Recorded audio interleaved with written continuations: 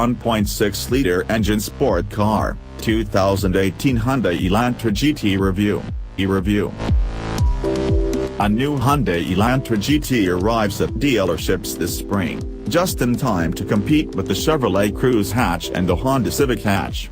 The model features updated powertrains and a new look that distinguishes it from other entries in the Hyundai lineup. Before continue, please subscribe, share and comment. Thank you.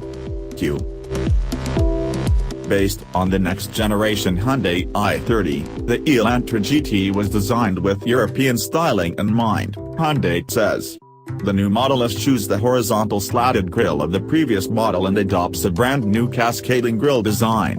Slender new lights complement a sleek, long hood and a short rear overhang.